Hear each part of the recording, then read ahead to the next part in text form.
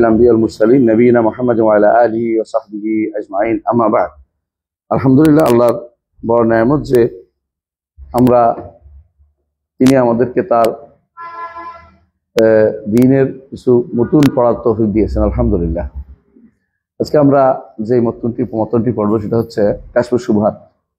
এটা এমন একটি মতন, এটা হচ্ছে বুঝার বিষয়, মুখস্থের বিষয় না। এটা কোনো মুখস্থের বিষয় না, বুঝার বিষয়। এটার গুরুত্ব কি? গুরুত্ব হচ্ছে এটা দ্বীনের মধ্যে যত রকমের সমস্যা আছে তা দুই রকমের আসে। একটা হচ্ছে শাহওয়াত, একটা হলো শুবহাত। এগুলো শাহওয়াত আর শুবহাত। শয়তানের কাজে হচ্ছে দুই দিক থেকে মানুষকে বিভ্রান্ত করা, কখনো শাহওয়াত দিয়ে করে, কখনো শুবহাত দিয়ে করে। শুবহাত এবং শাহওয়াত দুইটারই ওষুধ হচ্ছে ইলম। যে ব্যক্তি আল্লাহ সম্পর্কে জানবে, আল্লাহর পাকড়াও সম্পর্কে জানবে, সেই ব্যক্তি শাহওয়াতের পিছনে ঘুরবে না, প্রবৃত্তির পিছনে ঘুরবে না। শাহওয়াত মানে প্রবৃত্তি মনে করবে যে এ সামান্য আনন্দ, ঐশিক আনন্দ, গুনার করাচ্ছে, আমি কষ্ট পাইলেও আখিরাতে চিরস্থায়ী জীবনে আমি সুন্দর আল্লাহর কাছে ভালো কিছু পাবো। তাহলে এইটার ওষুধ হচ্ছে একমাত্র ইলম, যে এটা থেকে বাঁচতে হলে ইলম লাগবে। আর এটা একটা জিহাদের একটা অংশ। শয়তানের বিরুদ্ধে জিহাদ করতে হলে শয়তান দুইটা জিনিস দিয়ে, একটা হলো শাহওয়াত, একটা হলো শুবহাত। তো শাহওয়াতের জন্য কি প্রতিরোধ করতে হয়? ইলম লাগবে। কারণ আল্লাহ সম্পর্কে না জানলে মানুষ গুনাহতে লিপ্ত হয়, আল্লাহর আযাব সম্পর্কে না জানলে মানুষ গুনাহতে লিপ্ত হয়, আল্লাহর কাদার, আল্লাহর সম্মান ও মর্যাদা না জানলে মানুষ গুনাহতে লিপ্ত হয়। যে কেউ আল্লাহর মর্যাদা জানবে সে ব্যক্তি গুনাহতে লিপ্ত হলে হাজারবার ভাববে, এবং আল্লাহর পাকড়াও সম্পর্কে। এই জন্য যে ব্যক্তি আল্লাহকে বেশি জানে সে আল্লাহকে বেশি ভয় করে। রাসূলুল্লাহ সাল্লাল্লাহু আলাইহি ওয়াসাল্লাম এই জন্য বলেছেন, আল্লাহে লা আখশাকুম বিল্লাহ ইন্নী লা আখশাকুম ওয়া আ'লামুকুম বিল্লাহ আনা। আল্লাহ শপথ করে বলছি, তোমাদের মধ্যে তোমাদেরকে আমি আল্লাহকে বেশি ভয় করি, বেশি জানি। যে বেশি জানে বেশি ভয় করে স্বাভাবিক নয়। যে জানে না সে অনেক কিছু করতে পারে। ছোট বাচ্চা সাপ নিয়ে খেলতে পারে, বড়রা কিন্তু সাপ নিয়ে খেলে না, যে কোনো সবল মারতে পারে, বুঝতে পারে। তো যারা দুনিয়াতে জানে আল্লাহ সম্পর্কে তারা শাহওয়াতে প্রবৃত্ত হয় না। শাহওয়াতের যে ক্ষতিকর দিক সেটা তারা বুঝতে পারে। আখিরাতের শাস্তি ছাড়াও দুনিয়াতে অনেকগুলো ক্ষতিকর দিক আছে। যেমন ইমাম ইবনে কাইয়্যিম রাহমাতুল্লাহ আলাইহি এগুলো উল্লেখ করেছেন তার আল জওয়াবুল কাফি লিমান সাআলা আনি দাওয়াই শাফি, দাওয়ার মধ্যে উল্লেখ করেছেন। এটা গুরুত্বপূর্ণ বই। আপনারা যখন একাকী থাকবেন, যখন নিজে পড়তে চাইবেন, নামিয়ে বইটা পড়বেন। প্রত্যেকটি যুবকের জন্য এটা একটা তার প্রবৃত্তি নিরোধক একটা কাজ। প্রবৃত্তির যে তাড়না, এগুলি থেকে বাঁচার জন্য এই বইটা অনেক ভালো একটা দিক, যা আমার উপকৃত করতে পারবে। আপনারা অনেকে নভেল পড়েন, বিভিন্ন বই পড়েন, এটা পড়েন। এটা পড়লে আপনার একদিকে জ্ঞান হবে দিনের, একদিকে আপনি প্রবৃত্তি তাড়না থেকে বেঁচে থাকতে পারবেন আলহামদুলিল্লাহ, ইনশাআল্লাহ। এই জন্য আমাদের শেখ সালেহ সোহাইবি হাফিজাহুল্লাহ, মসজিদ নববীতে তিনি জানেন, আপনারা জানেন, আমার উস্তাদ। তাকে ছাত্ররা বলছিল, ছাত্র একটা বই কথা বলেন যে বইটা পড়লে আমরা অন্তত মনটাকে প্রশান্তি দিতে পারবো। যুবকরা অনেকে বিভ্রান্ত পড়তে হয়। তিনি বলেন যে আদ-দাওয়া পড়ো, ইবনে কাইয়্যিম রাহমাতুল্লাহ আলাইহি আদ-দাওয়া। তার আরো বই আছে, এর মধ্যে রাউদাতুল মুহিব্বিন আছে, খুব ভালো, এটাও পড়তে পারেন। রাউদাতুল মুহিব্বিন নেটে দুগুলি পাওয়া যায় নেটে, এবং আমাদের কাছে ওদের কপি আছে, লাইব্রেরিতে আছে। এই জন্য এই প্রথম যে কাজটা বললাম যে শাহওয়াত দিয়ে মানুষকে বিভ্রান্ত করে, সেখানে আপনার ইলম দরকার। আল্লাহ সম্পর্কে জানতে হবে, আল্লাহর শাস্তি সম্পর্কে জানতে হবে, এবং আল্লাহর দ্বীন সম্পর্কে জানতে হবে। এই তিন জিনিস আপনি জানতে পারেন। এবং আরেকটা জিনিস জানতে হবে, 4 নম্বর হচ্ছে যে শাহওয়াতের ক্ষতিকর দিকগুলো যদি জানেন, আর যদি নিজেকে পবিত্র রাখার যে উপকার 5 নম্বর, এটা জানতে পারেন, তো দেখবেন যে আপনি যে কোনো সময় শাহওয়াত থেকে বেরোতে পারতেছেন। এটা হলো একটা দিক। এবং এই দিকটা সাধারণত ওয়াজ এরশাদের মাধ্যমে আসে। অনেকেই ওয়াজ নসিহতের মাধ্যমে এটা এসে যায় বা চলে যায়, অনেক সময় এটাতে মানুষ উপকৃত হয়ে যায়। কিন্তু সবচেয়ে কঠিন জায়গা হচ্ছে শুবহাত, শয়তানের দ্বিতীয় অস্ত্র। এটা শুবহাত কিভাবে লাগায়? শুবহাত লাগায় সাধারণত শয়তান কাকে শুভা লাগাইতে পারে? যার মধ্যে ইলমের অভাব। এটা বাস্তব। আলেমকে শুভা লাগাইতে পারে না। শয়তান কোনো আবেদের কাছে এসে বলবে, আল্লাহ কি পৃথিবীটাকে ডিমের ভিতরে ঢুকাইতে পারবে? তো আবেদ বলবে যে কেমনে পারে, তাহলে কি হবে? আল্লাহর উপরে না পারার একটা ইলজাম দিল, অথচ না জানার কারণে বলছে। যেমন আবেদে বলছিল যে তোমার কোনো তওবা নাই, তোমার কোনো তওবা নাই, কিন্তু আলেম বলছিল তোমার তওবা আছে, তো তোমার যে জায়গা আছে এই জায়গা থেকে তুমি বের হইতে পারতেছো না। এখানে সবাই শুভহা নিয়ে বসে আছে, এখানে সবাই শাহওয়া নিয়ে বসে আছে, তুমি ভালো মানুষের কাছে যেতে হবে।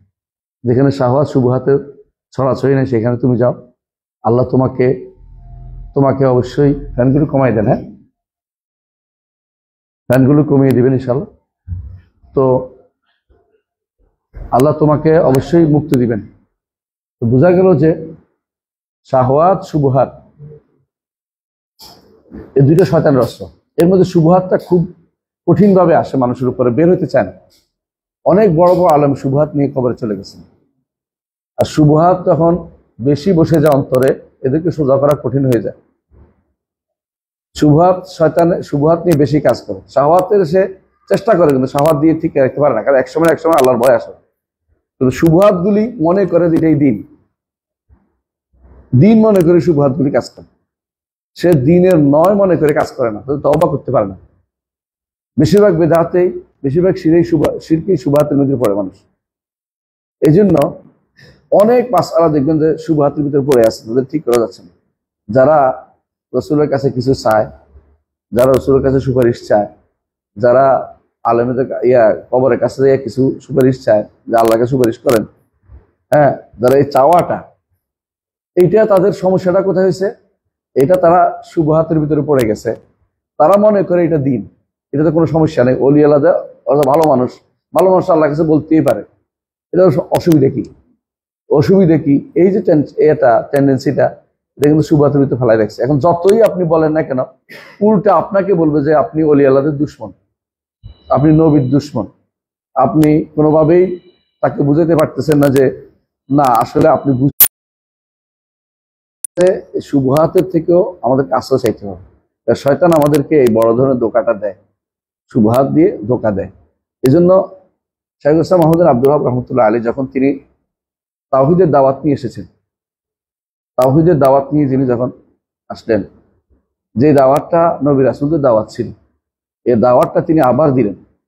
তিনি দেখলেন মক্কা মদিনা, খোদ মক্কা মদিনাতে কবরগুলোর উপর মাজার, কবরগুলোর উপরে স্মৃতিসৌধ, এবং দেখলেন যে এখন যেটাকে বলে বাকি, আপনারা বলেন, অনেকে তো জান্নাতুল বাকি বলে, জান্নাত বলা যাবে না, বাকি গুরুস্থানের উপরে প্রত্যেকটি কবরের উপরে কি হয়েছে?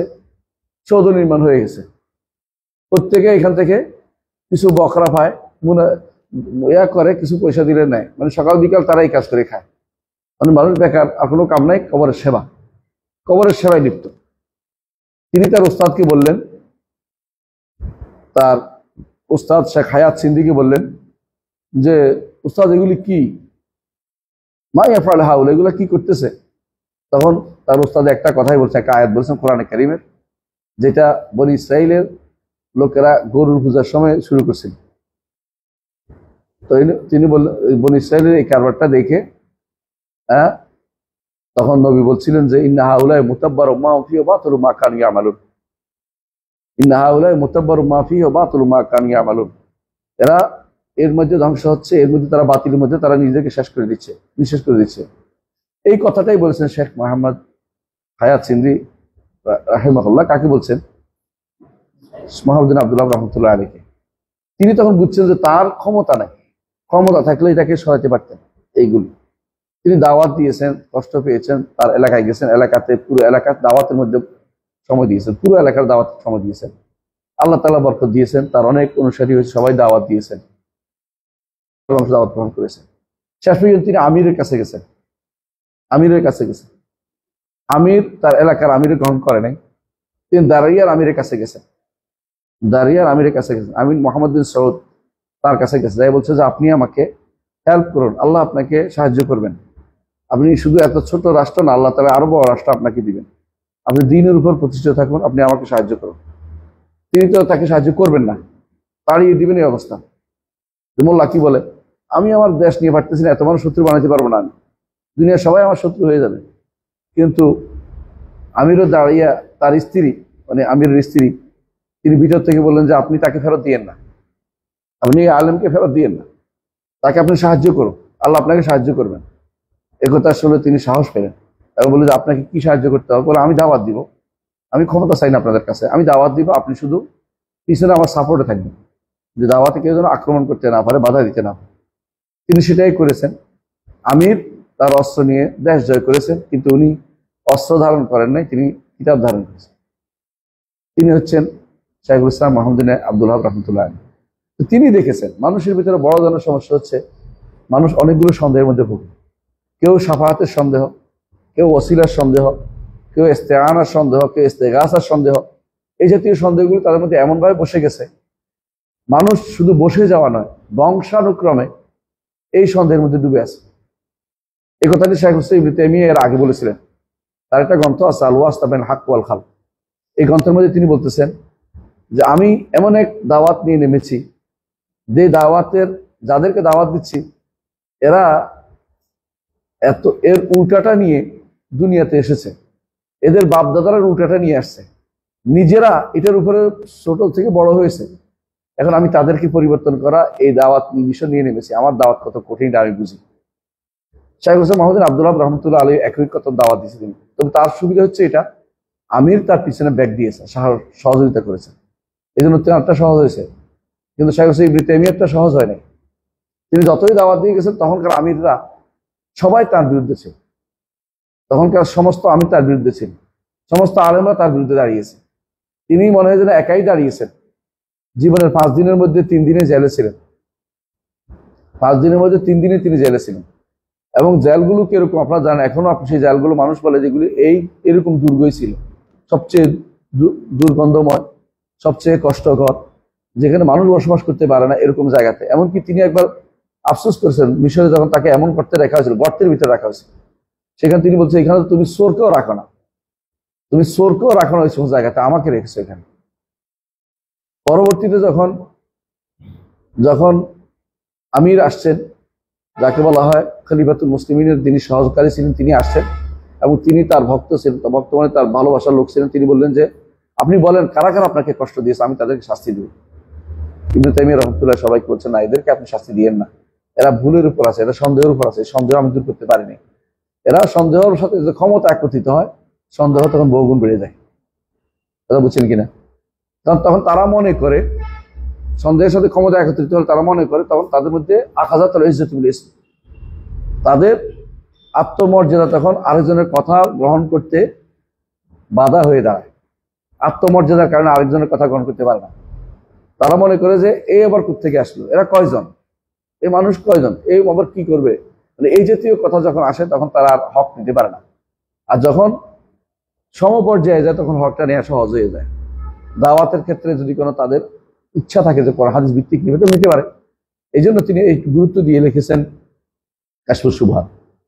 কাশফুস শুবহাত পড়ার পরে এর জবাব তারা লিখতে পারেনি, এ পর্যন্ত তারা লিখতে পারেনি।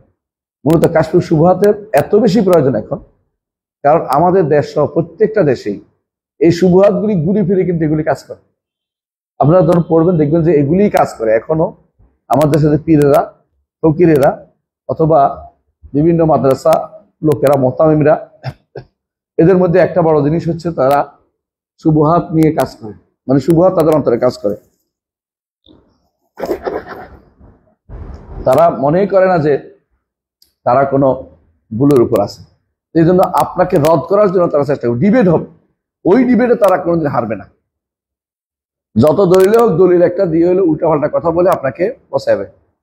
আপনার কথা দিয়ে ধরেন কথা হচ্ছে, ধরেন একটা বিষয় নিয়ে, ওইটার দিকে বাদ দিয়ে আপনাকে চলে যাবে আরেক বিষয়ের দিকে চলে যাবে, যেখানে হয়তো আপনার কথাতে শব্দ একটা ভুল হয়েছে, এরাব একটাতে বাঁকা হয়েছে, এইটারে শুরু করে অন্যদিকে চলে যাবে, মূল পয়েন্টটাকে তারা ইগনোর করে যাবে। এটা বেদাতীদের কাজ সবসময়। বেদাতীর কারণ হক নিতে যে চায় না তাকে আপনি হক দেখাবেন কি? সে মনে করতে হকের উপর আছে, এবং এটা বেশিরভাগ করে কারা? শুবহাত যার অন্তরে আছে। এই জন্য কাশফুস শুবহাত খুব দরকার। আপনারা দেখেছেন এই আপনাদের এই আশেপাশের এক লোক ডাক্তার, তাই না? ডাক্তার নাম বলি জানার জন্য, শামসুল আরেফিন শক্তি।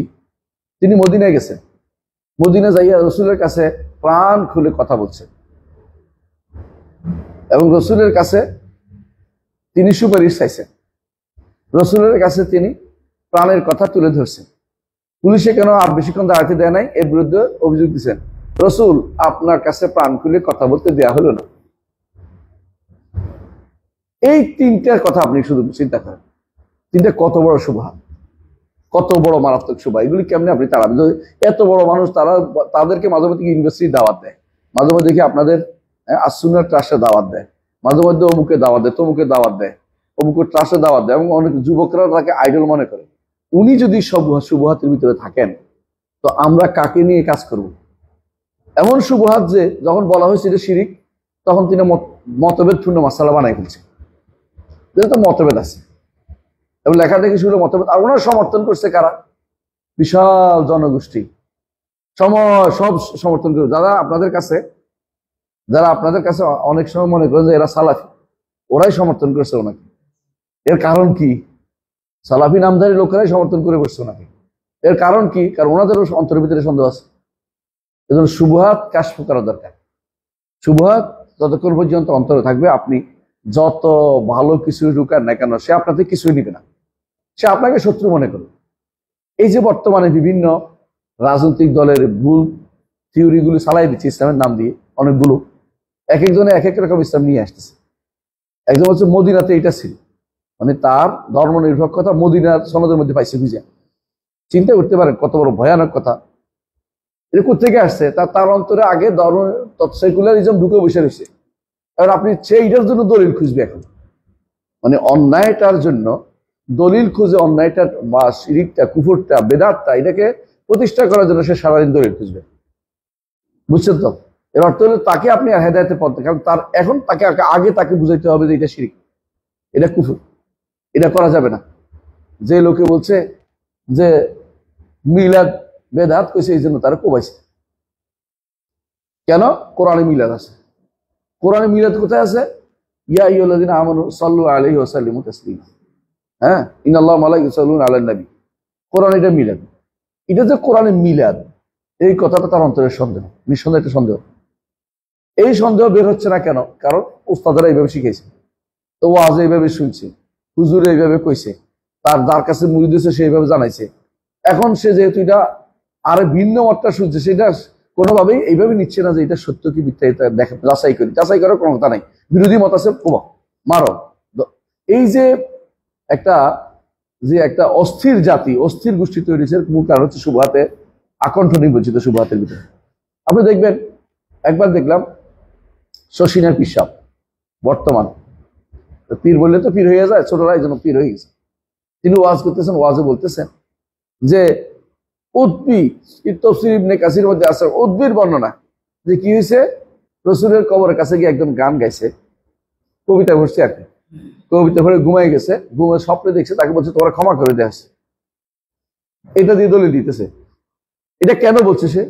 কারণ তারা বিশ্বাস করে কবরবাসীর কি আছে, ক্ষমতা আছে, কবরবাসীর কি আছে, কোনো না কোনো তাসারুফ আছে, কবরবাসী কিছু না কিছু করতে পারেই, একেবারে ফেরত দিবে না, কিছু না কিছু তো করবে, অন্তত নাও সুপারিশ তো করতে পারে। এই বিশ্বাস তাদের একেবারে পুরোপুরি তাদের অন্তরের ভিতরে ডুবে আছে। এইটার বিরুদ্ধে কথা বললে আপনি তো ওলি আল্লাহদের ভালোবাসতেন না, তো কি দলিল দিবে? আলা ইন্না আউলিয়া আল্লাহ লা খাউফুন আলাইহিম ওয়া লা হুম ইয়াহজানুন। এই দলিলটা সবখানে টেনে নিয়ে এসে বলবেন এই তো দলিল, ওলি আল্লাহদের যারা ভালোবাসে তাদের সাথে কোনো কথা নেই, বসা নেই। হ্যাঁ, আমাদের ইউনিভার্সিটি এক টিচার ছিল, তার ছেলে একটা আছে ঢাকা বিশ্ববিদ্যালয়ের ইসলামিক স্টাডিজ টিচার। তার কাজই হলো সারাদিন ক্লাসিটা তুলে ধরা, এমনকি শেষ পর্যন্ত ইবনে আরবির মতো কাফের বক্তব্য এনে প্রমাণ করতে চাচ্ছে যে তার এই বইয়ের মধ্যে যা আছে এগুলির একটা ব্যাখ্যা আছে। মানে ওদের বক্তব্য হলো যে পীরদের শিরকি কুফরি যত কিছু আছে সুফিবাদের, এটা একটা ভালো ব্যাখ্যা করা যায়। এটা ততক্ষণ পর্যন্ত সুফিবাদে না ঢুকবে কেউ পাবে না। মানে যতক্ষণ পর্যন্ত তুমি আমার মতো শিরিক না করবে, ততক্ষণ তুমি এটার অর্থ পাবে না। কিছু এটা হলো অর্থ। আর এই জাতীয় জিনিসগুলো যারা করতেছে, আপনারা দেখেন এদের একটা বিরাট গোষ্ঠী এই পথে চলতেছে। এর মূল কারণ হচ্ছে শুভহাতের মধ্যে থাকা। কারণ তারা শুভহাতের মধ্যে আকর্ষণের মধ্যে যে আমার বাবা কি ভুল করেছে, আমার দাদা কি ভুল করেছে, আমাদের গোষ্ঠীর অমুক হিসাবের এই কারামত ছিল, উনি কি ভুল করেছে। যদিও এই সমস্ত কারামতের অধিকাংশ হচ্ছে বানোয়ার জিনিস। যাদের কারামাত ছিল, যাদের কারামাত ছিল, একজন মানুষের বেদাত থাকলে মাঝে মধ্যে কারামাত পাওয়া যায়, কেন? কিন্তু শিরিক থাকলে না। বেদাতটা হয়তো না জেনে করতেছে। কারামাতটা কখন হয়? সে দাওয়াতের ক্ষেত্রে যখন কারামাত, কখন আমরা বলেছিলাম দুই সময় কারামাত। একটা হলো দাওয়াত, হ্যাঁ, দাওয়াতকে সাহায্য করার জন্য। একটা হলো দাড়িকে সাহায্য করার জন্য, শত্রুর বিরুদ্ধে দাড়িকে সাহায্য করার জন্য। এই দুই জায়গাতে কারামাত হয়। অন্য জায়গাতে কারামাতগুলি যতগুলি বলতেছে এগুলি কোনো কারামাতের অংশ না। মরার পরে তিনি এসে উঠে দিয়েছেন, তিনি এসে বাচ্চারা এটা করছেন, এই কিন্তু সবগুলি হচ্ছে ভণ্ডামি ছাড়া কিছুই না। এগুলি কোনো কারামাতের উপর কিছু না। আপনারা যে আল জামেল কারামাতিল আউলিয়া পড়েন, বই একটা আছে আল জামেল কারামাতিল আউলিয়া নাভান, ওটার মধ্যে দেখবেন যে কারামত বলে যা চালাইছে পৃথিবীর ইতিহাসে এগুলি কারামত হওয়ার কোনো সুযোগে নেই। কি বলছে? অমুক তিনি কোনোদিন সালাত আদায় করতেন না, মিন কারামাত অমুকের কারামত তিনি নামাজ পড়তেন না। অমুকের কারামত হচ্ছে যে তিনি বড় বড় বায়ু ছাড়তে না, বলতে কত জোরে কারামত ছাড়ছে। এই জন্য হাস্যকর জিনিসগুলো, মানে হাস্যকর না, মানে দুঃখজনক জিনিসগুলো যে কারামত হিসেবে তারা চালু করে দিয়েছে। এগুলি কেন করেছে? এ আবার ডুবে আছে, যে তাদের মাথার ভিতরে ঢুকে আছে, কোনো ক্রমেই অলি আল্লাহ থেকে দূরে সরিয়ে ফেলবে। সাবধান, ওয়াহাবিদের কাছে যাবেন না। হ্যাঁ, সাবধান, সুন্নি আমরা সুন্নিয়তে প্রতিষ্ঠিত করতে, সুন্নিয়ত জমাতের মধ্যে থাকতে হবে। এই জিনিসগুলো সবই কিন্তু এই তথাগত শুভহাতের ভিতরে তারা পড়ে আছে। এখন প্রশ্ন হচ্ছে, শুভহাত দূর করা বাধ্যতামূলক কিনা তাকফির করার জন্য? না, দূর করা বাধ্যতামূলক না। শুভহাত প্রকাশ করে দেওয়া বাধ্যতামূলক। দূর নাও হইতে পারে। আপনার দায়িত্ব হচ্ছে, যখন দুইটা কাজ করতে আমরা বলে থাকি, কি বলি? কাউকে তাকফির করার আগে দুইটা কাজ করতে হয়। এক নম্বর কি? ইজালাতু শুভহা। আরেকটা আছে ইকামাতুল হুজ্জা, আগে প্রমাণ প্রতিষ্ঠা করা। তাকে বলবেন যে আপনার এই কাজটা কি কুফরি। সে যদি বলে আমার তো সন্দেহ আছে, সন্দেহ দূর করার জন্য দলিল প্রমাণ দিবেন। সন্দেহ দূর হোক বা না হোক, সে কাফের, যদি সেটার উপর থাকে যায়। কথা বুঝছেন কিনা? তাহলে দুনিয়ার কাউকে আর কাফের বলতে পারবেন না আপনি। কাফের তো আপনার বলতে হবে যে কাফের সে। যে ব্যক্তি সন্দেহ নাম দিয়ে বসে থাকবে সে তো কাফের। কারণ আপনি জানেন যে কি করেছে?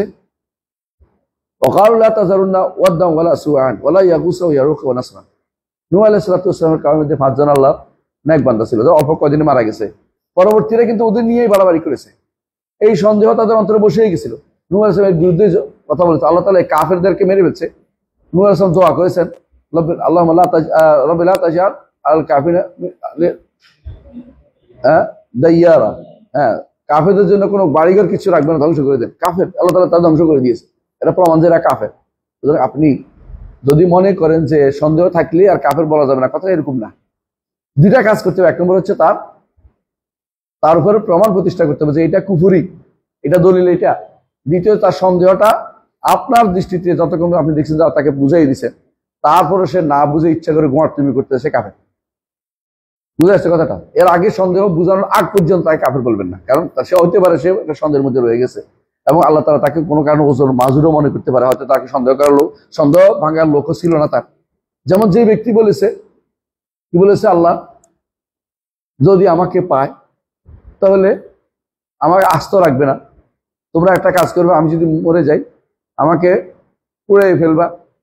পুড়াইয়ে ফেলে বাতাসে ছেড়ে দিবা, যাতে সারা দুনিয়া আমার বাতাস সরে যায়, আমারে আল্লাহ পাইলে আমাকে ঠিক বাঁচাই পাবেন। এই যে ভুলে গেছে আল্লাহ তাআলার কুদরতটা, কেউ তো স্মরণ করার দরকার ছিল। তখন ছেলে তো বলার দরকার ছিল, বাবা যতই করো আল্লাহ তো কিন্তু এক কাজ করতে পারবে।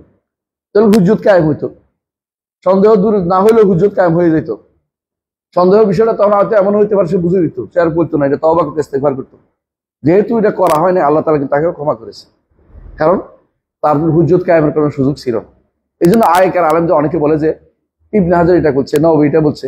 আমরা বলি তাদের হুজ্জত কায়েম করা হয়নি, তাদের হুজ্জত কায়েম করা হয়নি, প্রমাণ প্রতিষ্ঠা করা যায়নি, এবং তারা এই যে ভুলটা, এটাকে সংশোধন করার চেষ্টা করা হয়নি। তাদের সন্দেহ দূর করার আমরা কোনো সুযোগ পাইনি। কিন্তু আপনার কি সন্দেহ? আপনার কি ওজন? আপনার তো ওজন নাই। তাদের ব্যাপারটা আল্লাহর উপর ছেড়ে দেন। আমরা তাদের তাকফিরও করি না, আবার একবারে খাঁটি মুসলমানও বলতেছি না, মানে অন্য যারা এরকম সন্দেহের মধ্যে থাকবে। কিন্তু আমরা বলি যে আল্লাহর উপর ছেড়ে দেন। তবে ভালো অংশটুকু আমরা নেই তাদের ভুলটাকে, তাদের ভালো অংশের কারণে তাদের তো কেউ এটাকে সংশোধন করে দেয়নি। তারা যে সমস্ত কর্মকাণ্ড করেছে এর কারণে তাদের ভালো অংশকে আমরা কি করি না, ইগনোর করি না, ভালো অংশকে আমরা নেই। কিন্তু তাই বলে খারাপটাও নিতে হবে এমন কোনো যৌক্তিক কোনো কারণ নাই এবং নেওয়া যাবে না। মূল কথা যেটা বলতেছিলাম যে শুভহাত মানুষের অন্তরে যখন ঢুকে তখন অন্তরের মধ্যে কি করে, একটা নোক্তা ছাড়ে, নোক্তা ফোটা। রাসূলুল্লাহ সাল্লাল্লাহু আলাইহি ওয়াসাল্লাম বলেছেন একটা ফোঁটা, এই ফোঁটা যখন পড়তে থাকে, ফোঁটা হতে হতে হতে হতে কি হয়, একসময় এটা সিলের মতো হয়ে যায়। মানুষের কাপড় যখন একটা ময়লা লাগে, ময়লা লাগতে লাগতে একসময় দেখবেন যে এটা একদম চট হয়ে গেছে। তো রাসূলুল্লাহ সাল্লাল্লাহু আলাইহি ওয়াসাল্লাম হাদিসে বলেছেন যে কালকুজে মুজকিয়া, কালকুজে এই যে পেয়ালা, এটাকে উল্টাই দিলে যতই পানি ডালেন তখন কিন্তু পানি একটু ঢুকে না। কেন ঢুকে না? তার কলপটা কি হয়ে গেছে, বন্ধ হয়ে গেছে, এখন এটা উল্টা হয়ে গেছে। হ্যাঁ, কালকুজে মুজকিয়ান, এবার তাহলে এটা উল্টে গেছে এমন ভাবে যতই পানি ডালেন। হাদিসে রাসূল বলছেন যে যতই এরপরে তুমি এর মধ্যে আমর বিল মারুফ ওয়া নাহyi আনিল মুনকার কোনো কাজ করে না। অনেকের কলব এরকম, কি জন্য হয়েছে? এগুলো বেশিরভাগ হয়েছে শুবহাতের কারণে। একটা একটা একটা একটা করে সেগুলো ঢুকে, একটা একটা করে ফিতনাটা ঢুকে, এরপরে ফিতনা এগুলিকে কালো একবারে নিকশ করে ফেলে। মানে এটা আর এই ফিতনা আর থেকে বেশি বের হতে পারে না। এটার থেকে বের হতে হলে কি করতে হবে? দোয়া করতে হবে। আল্লাহুম্মা রাব্বা জিবরিল ওয়া মিকাইল ওয়া ইসরাফিল রাব্বা কুল্লি শাইইন ওয়া মালিকা ফাতিরিস সামাওয়াতি ওয়াল আরদ আনতা তাহকুম বাইনা ইবাদিকা ফীমা কানু ফীহি ইখতালিফুন ইহদিনি লিমা ইখতালাফু ফীহি মিনাল হাক্কি বিইযনিক ইন্নাকা তাহদি মান তাশা ইলা সিরাতিল মুস্তাকিম। রাসূলুল্লাহ সাল্লাল্লাহু আলাইহি ওয়াসাল্লাম দোয়া করতেন, নিজে দোয়া করতেন। কখন করতেন? হ্যাঁ, শেষ রাতে যখন তাহাজ্জুদের সালাত পড়তেন। তাহাজ্জুদ সালাতের, এটা হচ্ছে তাহাজ্জুদ সালাতের কোন সময়? আল্লাহু আকবার বলার পরে, যেটা আপনারা হ্যাঁ মানে এটা হলো কি সানা, যেটা আপনার সানা বলেন, এই সময় তিনি দোয়া করতেন। এর অর্থ হচ্ছে এটা একটা গুরুত্বপূর্ণ দোয়া সালাতের ভিতরে এবং গুরুত্বপূর্ণ দোয়া। কারণ একজন মানুষ যতই বলে যে আমি একটু বুঝে গেছি, তার বুঝতেও ভুল হইতে পারে। আল্লাহর কাছে হেদায়েত চাইলে আল্লাহ হেদায়েত দিবে। কুল্লুকুম দাল্লুন ইল্লা মান হাদাইতু, প্রত্যেকের পথভ্রষ্ট, আল্লাহ যাকে হেদায়েত দিবে সে শুধুমাত্র হেদায়েত প্রাপ্ত। ফাস্তাহদুনি আহদিকুম, আমার কাছে হেদায়েত চাও, আমি অবশ্যই তোমাদেরকে হেদায়েত দিব। তাহলে অবশ্যই হেদায়েত দেওয়ার জন্য এটা আমার আপনার জন্য খুবই জরুরি, আল্লাহর কাছে নিজেকে সমর্পণ করা এবং কায়মানকে হেদায়েত চাও। যে ব্যক্তি এটা চাইবে যে আমি হেদায়েত চাই, সে ব্যক্তি গোয়ার তুমি করবে না, সে ব্যক্তি হক পাইলে নিবে, সে ব্যক্তি বলবে না, সে হাওয়া মুত্তাবা আন করবে না, অথবা ইজাবুল মারে বিনাফসি করবে না। আপনারা হাদিসে জানেন যে মানুষ নিজের মতের উপরে নিজেকে বড় মনে করা, এটা তার মধ্যে আসবে না। তার মধ্যে হবে যে না, হক হাক ওয়াই মুত্তাবা, হককে অবশ্যই গ্রহণ করা বেশি প্রয়োজন। এই মানুষগুলি খুবই কম, এই মানুষগুলি খুবই কম। আপনি দেখবেন জগতে যতগুলি, বিশেষ করে আলেমদের মধ্যে সবচেয়ে বেশি সমস্যা হচ্ছে এই টেন্ডেন্সি নাই। এটা কাদের মধ্যে হয়? যারা জাহালাতে ভোগে। এজন্য ইমাম শাফি রহমতুল্লাহ আলাইহি বলছেন, মা জাদালতু আলেমান ইল্লা গালাবতুহু ওয়া মা জাদালতু জাহিলান ইল্লা গালাবানি। যখনই আলেমের সাথে আমার ঝগড়া হয়েছে আমি কিন্তু জিতেছি, আর যখন জাহেলের সাথে ঝগড়া হয়েছে আমি জিতি নাই। কেন? কারণ আলেম নামক যে জাহেল বসে আছে তার মন্ত্রের ভিতরে অহংকার বসে আছে, অহংবোধ আছে, আত্মগরিমা আছে। আমি কেন এটা নিব? ওই বেটা কে? ওই কয়দিন আগের লোক, আমি হয়েছি এই ওই সেই। নিজে আমিত্বের কারণে অনেক সময় হক নিতে পারে না, অনেক আমিত্বের কারণে হক নিতে পারে না। এবং এটা ইহুদিদের একটা খাসলত, ইহুদিরা আমিত্বের কারণে হক নিতে পারে নাই। ইহুদিরা কেন বলছে? বলছে যে আমরা হইলাম নবীর বংশের, আর অন্যরা ইসমাইলের বংশের, ওখানে তো আর নবী আসেনি, আমাদের কাছে হক থাকবে না, ওদিকে কেন থাকবে? এই জন্য তারাই গ্রহণ করতে পারেনি। কিন্তু তারা অনেক সময় তারা বুঝতো যে অবশ্যই নবী মুহাম্মদ সাল্লাল্লাহু আলাইহি ওয়াসাল্লাম হক, কিন্তু নিতে পারে নাই। কেন? আমিত্বের কারণে নিতে পারে নাই, ছাড়তে পারে নাই। তো আবু জাহল আমিত্বের কারণে হক নিতে পারে নাই। সে বুঝতো যে মুহাম্মদ রাসূলুল্লাহ সাল্লাল্লাহু আলাইহি ওয়াসাল্লাম হক, কেন নিতে পারে নাই? আমার বনি মাখজুমে আসলো না। সবসময় আমরা কাবার সেবার ক্ষেত্রে আমরা পরস্পর প্রতিযোগিতা করি। এরা বলবে যে এটা করি, আমরা বলি এটা করি, এটা বলে এটা করি, আমরা এটা করি। এখন বলবো যে আমাদের নবী, তো আমাদের তো নবী নেই, তো তার বিরুদ্ধে আমাদের থাকতে হবে। মানে যেহেতু আমিত্ব আমার নষ্ট হয়ে যাচ্ছে। এই মানুষগুলি এখনো বুঝে, ভালো করে বুঝে। একজন সালাফি ছেলে, সহি আকীদার ছেলে, একটা সাধারণ ছেলে দেখবেন যে ওদেরকে হারাই দিচ্ছে, তারপরেও তারা নিবে না। কেন? এবার তার ব্যক্তিগত চরিত্র নামবে, যে তাকে দেখতে তো এরকম মনে হয়, তার মাথাটা কেন এরকম, সে জীবনে কোনো কাছে পড়ে নাই, সেগুলো এই শুরু হয়ে যাবে। এটা যে কয়টা আরবি বই পড়ছে, কয়টা নাহু সরফ জানে, এই নিয়ে শুরু হয়ে যাবে। কিন্তু সে যে হক কথাটা বলছে এটার কোনো জবাব সে দিতে পারবে না। আপনি এটা ভালো করে দেখছেন, ইতিমধ্যে অনেকগুলো উদাহরণ আপনি দেখছেন। এরা বেশিরভাগই হচ্ছে অহংকার। এই অহংকারে কোনোদিন হক পায় না। আরবরা এই জন্য বলে মিমানে রায় তাআল্লামান, দুই মিম শিখতে পারে না। একটা হচ্ছে মুতাকাব্বির, একটা হচ্ছে মুতাকাব্বির, একটা হচ্ছে মুস্তাহি। লজ্জা করে পড়ে নাই, আসে নাই, সেই ব্যক্তি শিখতে পারবে না। আর যে ব্যক্তি অহংকারী সেও কোনোদিন উপকৃত হতে পারবে না। এটা অবশ্যই জানতে হবে আমাদেরকে। এই জন্য যে কারণে শাইখুল ইসলাম মোহাম্মদ আব্দুল ওয়াহাব এটা লিখছে, এটা খুবই দরকার, এখনো খুব দরকার। এই জন্য এটা এখন আমাদের দেশে সবচেয়ে বেশি প্রচলিত, এই সব শুভাদগুলো। এটা বুঝার আগে একটা জিনিস আমরা বলি, শেখ হোসেন মোহাম্মদ আব্দুল্লাহ রহমতুল্লাহ আলী যখন আসছিলেন তখন উপনিবেশ শাসন আসেনি। উপনিবেশ শাসন বুঝছেন, মানে ব্রিটিশরা আমাদের উপর দিয়ে এত চড়াও হয় নাই, তখন আমাদের উপর চড়া হয় না, কোথায় বুঝছেন, আমাদের দেশগুলি দখল করে নাই। তখন মানুষের ভিতরে বড় সমস্যা ছিল কি, কবর পূজা, মাজার পূজা, পীর পূজা, অথবা এই জাতীয় শিরকের আখড়াগুলো, এগুলিতে তারা শিরিক করত। তখন পর্যন্ত মতবাদগুলি আমাদের মুসলিম বিশ্বে মাথা ছাড়া দিয়ে উঠে নাই। যে মতবাদগুলি এখন আমাদের মুসলিম বিশ্বে ঢুকছে, এই মতবাদগুলি যদি তার সময় থাকতো তিনি বোধহয় এটার বিরুদ্ধে বই লিখতেন। যখন তার ছাত্র, যেমন তার ছাত্রের ছাত্র তিনি হচ্ছেন আব্দুর রহমান সৈয়দি রহমতুল্লাহ আলী, তিনি কিন্তু এই বিষয়ে প্রচুর বই লিখেছেন এবং নাস্তিক যারা তাদের বিরুদ্ধে বই লিখছেন, সদ্য অনওয়াল মোলহেদের বিরুদ্ধে বই লিখছেন। এবং তিনি এবং তার ছাত্রের মধ্যে একজন ছিলেন যে আব্দুর রহমান দৌসারি, তিনিও কিন্তু এর বিরুদ্ধে বই লিখেছেন। এর অর্থ এরা পরবর্তী জেনারেশন যখন দেখছে যেখানেই আল্লাহর দ্বীনের উপর আঘাত আসছে, সেখানে তারা কি করেছেন, প্রতিরোধ করেছেন, সন্দেহগুলিকে দূর করেছেন। এখনকার মানুষ যে সন্দেহে যুক্ত, একমুখী না, বহুমুখী সন্দেহ, কিন্তু মূল জায়গা হচ্ছে এটা, তারা একটা জিনিস বুঝতে পারে না, সেটা হচ্ছে স্রষ্টা এবং সৃষ্টির পার্থক্যটা বুঝতে পারে না। স্রষ্টা এবং সৃষ্টির পার্থক্যটা বুঝতে পারে না, কারণ আমরা ভালো করে জানি শিরকে কখন মানুষ নিবেদিত হয়। হ্যাঁ, সৃষ্টির মানে শিরক করা দুইটা কারণ, সবাই মুখস্থ জানেন তো, তাই না? এক নম্বর হচ্ছে সৃষ্টির ব্যাপারে বাড়াবাড়ি, আর দুই নম্বর হচ্ছে স্রষ্টার ব্যাপারে ছাড়াছাড়ি। কথা বুঝছেন? কোরআনে কারিমে আল্লাহ তাআলা এটা আমাদেরকে জানিয়েছেন। কি বলছেন? ইয়া আহলাল কিতাব লা তাগলু ফি দীনিকুম ওয়া লা তাকুলু আলা গায়রিল হক ইন্নামাল মাসীহু ঈসা ইবনে মারইয়াম রাসূলুল্লাহ কালিমাতুল আলকা ইলা মারইয়াম ওয়া রূহুম মিনহু।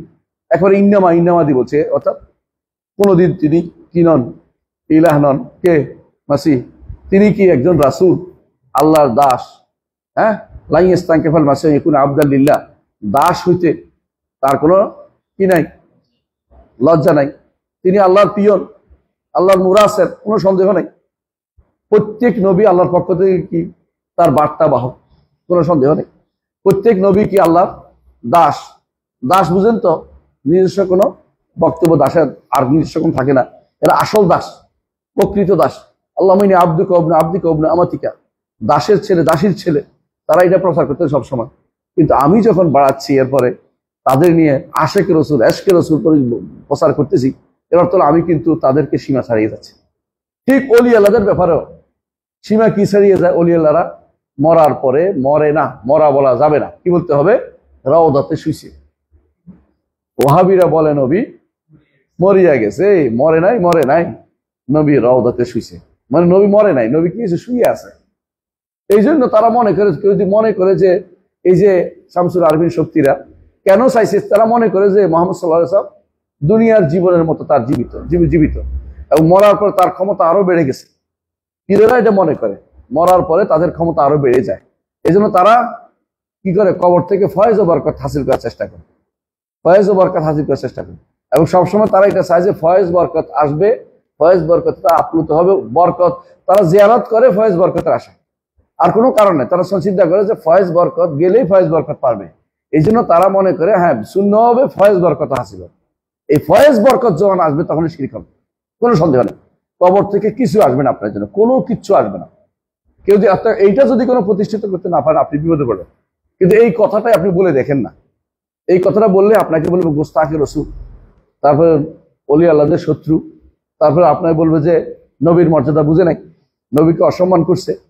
কিন্তু আল্লাহর মর্যাদার ঘরে তারা কি করেছে? আল্লাহকে যে অসম্মান করলো। নবী কি বলতেছেন দেখেন, আল্লাহ তাআলা নবী কি বলতেছেন? মা লাকুম লা তারজুনা লিল্লাহি ওয়াকারা। কোন নবী বলছেন? নূহ আলাইহিস সালাতু ওয়াস সালাম, তোমাদের কি হলো, আল্লাহর ঘরে আল্লাহর সম্মান কি রক্ষা করবে না? আল্লাহ নিজে বলতেছেন মা কাদারুল্লাহ হাক্কা কাদরিহি, আল্লাহর সম্মান তারা যথাযথভাবে রক্ষা করতে পারে নাই। আল্লাহর মর্যাদাকে সমুন্নত রেখে সৃষ্টির মর্যাদাকে সৃষ্টির জায়গায় রাখতে হবে। সৃষ্টির জায়গাটা যদি কোনো আপনি অতিক্রম করে স্রষ্টার জায়গায় কোনো জায়গায় হাত দেন, তখন আপনি তাগুত। যার জন্য দাবি করছেন সে তাগুত, অথবা আপনি তো নিজে তাগুত হয়ে গেছেন।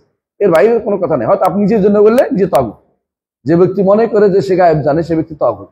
যে ব্যক্তি অন্যের জন্য গায়েব জানার দাবি করবে সেও অন্যকে তাগুত বানিয়েছে, কিন্তু সে তাগুত না। কেউ যদি আব্দুল কাদের জিলানী গায়েব জানে মনে করে সে তাগুত বানিয়েছে না, কিন্তু তিনি তাগুত ভালো মানুষ ছিলেন। কিন্তু অনুরূপভাবে এই যে কবর মাজারের কাছে বসে থাকে আর তখন জিজ্ঞাসা করে, হুজুর দেখেন তো কিতাবটা, দেখেন তো আমার কি হয়েছিল। হুজুরে ঘুরে ঘুরে কথা বলে, হুজুরের মনে মনে মহা খুশি যে আমার কাছে গায়েব জানতে আসছে। হুজুর তো তাগুত। যে ব্যক্তি মনে করে আপনি দোয়া করেন আল্লাহর কাছে, এটা একটা জীবিত মানুষ বলতে পারে। যে ব্যক্তি মনে করতেছে হুজুর একটা কিছু করেন, আপনি করতে পারবেন, এই কথা, আর হুজুর খুশি হয়ে বলে যে তোমার এটা ভালো হয়ে যাবে যাও, এই যে সে একটা তাগুত হয়েছে, কোনো সন্দেহ নাই। কারণ ভালো করার মালিক কে? আল্লাহ। সমস্যার সমাধান করতে পারে কে? আল্লাহ। আল্লাহ তার নবীকে বলেছেন, আল্লাহ তার নবীকে বলেছেন, ওয়াই ইয়ামসাসকাল্লাহু বিদুররিন ফালা কাশিফা ইল্লাহু ওয়া ইউরিদকা বিখাইরিন ফালা রাদ্দা লিফাদলি ইউসিবু রাহমাতি মান ইয়াশা। আল্লাহ তার নবীকে বলতেছেন এটা, যে কুল ইন্নী লা আমলিকু লাকুম দাররান ওয়ালা রাশাদা, কুল ইন্নী লা আমলিকু লাকুম দাররান ওয়ালা নাফা। কত আয়াত, তার হিসাব নেই। আমি আমার এই বিষয়গুলো আলোচনা করেছি আমার থিসের মধ্যে, নিয়ে আসি, পড়েন আপনারা। শিরকুল কাদিম হাদিসের মধ্যে বিস্তারিত আলোচনা করেছি। এবং এটা আলহামদুলিল্লাহ আরব বিশ্বের সবচেয়ে বেশি পাবলিশিটি বই। এবং এটা অনেকেই যারা পড়েছে তারা সবাই বলছে এটা, উস্তাদরা ওইটা দিকে মানুষদেরকে কি করে, রেফার করে, যেটা পড়ে দেখবা। এটা কি জন্য? কারণ এগুলি তো বোঝা দরকার, শিরকের মূল জায়গাটা বোঝা দরকার। সমস্যাটা কোন জায়গায়? সমস্যা হচ্ছে এটা স্রষ্টা এবং সৃষ্টির মধ্যে পার্থক্যটা করতে পারে নাই। স্রষ্টার একটা সৃষ্টির একটা সীমা আছে কর্মকাণ্ডের। এটা যদি কোনো কেউ স্রষ্টার কিছু সৃষ্টিকে দিয়ে দেয়, অথবা সৃষ্টিকে উন্নত করতে করতে উপরে উঠে যায়, সেই সীমা অতিক্রম করে যায়, তখন সেটা শিরকে পরিণত হয়ে যায়। এই জিনিসটা যতক্ষণ পর্যন্ত না বুঝবে তখন পর্যন্ত সমস্যা থেকেই যাবে। এই জিনিসটা তিনি উল্লেখ করেছেন, একটু একটু করে উল্লেখ করেছেন। প্রত্যেকটা সন্দেহ একাধিকবার আনছেন, একাধিকভাবে আনছেন, একাধিক স্তরে আনছেন। কারণ সন্দেহের বিভিন্ন কি থাকে, কোনাকানি থাকে। এই কোনাকানি দিয়ে বন্ধ করেছেন এটা। আলহামদুলিল্লাহ বর্তমান সময়ে এই জাতীয় গ্রন্থগুলি খুবই দরকার। বিশেষ করে যে গ্রন্থগুলো শুভহাত দূর করেছে এগুলো বেশি দরকার। এই শুভহাত দূর করার জন্য আমি আমার এই আশিরফিল কাদিম হাদিসের মধ্যে প্রায় 13টা শুভহা উল্লেখ করেছি। মৌলিক 13টা মানুষের ভিতরে শুভহা থাকে। 1 নম্বর হচ্ছে, ধরেন কিছু আছে, কেউ বলবে আমি বরকত লাভের জন্য যাচ্ছি, কেউ বলবে আমি তো ওনাকে মাধ্যম হিসেবে আছি, কেউ বলবে না সুপারিশ করবে আমার জন্য, কেউ বলবে না কি করবে আমরা তাজরিবা অভিজ্ঞতা থেকে পেয়েছি, অভিজ্ঞতা থেকে পেয়েছি রে ভালো। এই জাতীয় সমস্ত যে সমস্ত সন্দেহ আছে আমি আমার থিসের মধ্যে উল্লেখ করেছি বিস্তারিত। কিন্তু এখানে শেখুল ইসলাম সবগুলি আনে নাই, যেগুলো তার সমাজে বেশি প্রচলিত ছিল সেগুলি আছে, সেইগুলিকে আমরা ইনশাল্লাহ একটু একটু করে পড়বো। আমরা খুব বেশি ব্যাখ্যার দিকে যাব না, কারণ ব্যাখ্যা আপনারা সবাই পড়বেন, তার মনে করতে পারবেন। শুধু একটু শব্দগুলি তিনি কি বলছেন এটা বুঝে গেলে আমার জন্য যথেষ্ট, এটা বুঝিয়ে দেবেন ইনশাল্লাহ। আসুন আমরা একটু পড়ে ইনশাল্লাহ। বিসমিল্লাহির রহমানির রহিম। যে কোনো কিতাবের বিসমিল্লাহ দিয়ে শুরু করতে হয়, সুতরাং আমরা এটা বুঝছি যে কোনো ভালো কাজে বিসমিল্লাহ দিয়ে শুরু করতে হয়। এরপর বলছেন রাহিমাকাল্লাহ, হ্যাঁ, এলাম জেনে রাখো। সবার আগে জানতে হবে, না জানলে তো কাজ হবে না। তার উদ্দেশ্য হচ্ছে আপনার এলাম যখন বলে দমিরকে খেতাব করে, মনকে অ্যাড্রেস করে, জানো, জেনে নাও। একথা বলতে হয় যেন কথার আগে গুরুত্ব দেওয়ার জন্য। সবার আগে তিনি বলছেন এলাম। আল্লাহ কোরআন কারীম বলছেন ফা'লাম আন্নাহু লা ইলাহা ইল্লাল্লাহ। আল্লাহ তাআলা যেই নীতিতে তার কিতাবে ইলম অর্জন করার কথা বলেছেন, জানার কথা বলেছেন, তিনি সেই নীতি অবলম্বন করে তিনি বলছেন এলাম, জেনে রাখো। রাহিমাকাল্লাহ, আবার দোয়াও করছেন যাতে করে মানুষের অন্তরটা আগ্রহী হয় যে আমার জন্য দোয়া করছে, দেখি না ভালো কিছু হতে পারে, সেজন্য তিনি রাহিমাকাল্লাহ বলছেন। আন্নাত তাওহীদ ওয়া ইফরাদুল্লাহ সুবহানাহু বিল ইবাদা। দেখছেন তো তাওহীদের সংজ্ঞাটা দিছে। তাওহীদের সংজ্ঞাটা মুখস্থ করতে হবে আপনাকে, কেন এটা সব জায়গায় লাগবে। তাওহীদ ইফরাদুল্লাহ তাআলা সুবহানাহু বিল ইবাদা, আল্লাহ সুবহানাহুকে ইবাদতে একক নির্ধারণ করা, একক সত্তা অধিকারী বলে নির্ধারণ করা, এবং ইবাদত সব আল্লাহকে দেয়া, ইবাদত সব আল্লাহকে দেয়া। আচ্ছা, তাওহীদের তো 3টা অংশ, তিনি উল্লেখ করেন না কেন? কারণ আগেরগুলি হওয়ার পরে ইবাদতটা হয়। আমি যদি কোনো বলি যে জেনে রাখো ছাত্র হচ্ছে তিনি যার একটা কি আছে, কার্ড আছে, বিশ্ববিদ্যালয়ের ছাত্র তিনি যে তার একটা কি আছে, একটা আইডি কার্ড আছে। এখন কেন বললাম না যে তিনি ভর্তি পরীক্ষা দিয়েছে, ভর্তি পরীক্ষায় পাশ করেছে, ভাইবা নিয়েছে, ভাইবাতে পাশ করেছে, তারপর ডিপার্টমেন্ট ভাগ হয়েছে, সেখানে গিয়েছে, এগুলো বলা লাগে না, কারণ শেষটা পাওয়ার অর্থ হলে আগেরগুলি হয়ে আসছে। কথা বুঝছেন তো? শেখ হুসেন মাহমুদ্দিন আব্দুল গুরুত্ব এই জন্য দিয়েছেন এই জায়গাতে, তাওহীদুল উলুহিয়া অন্যগুলিকে শামিল করে, কিন্তু অন্যগুলি তাওহীদুল উলুহিয়াকে শামিল করে না। কথা বুঝছেন কিনা?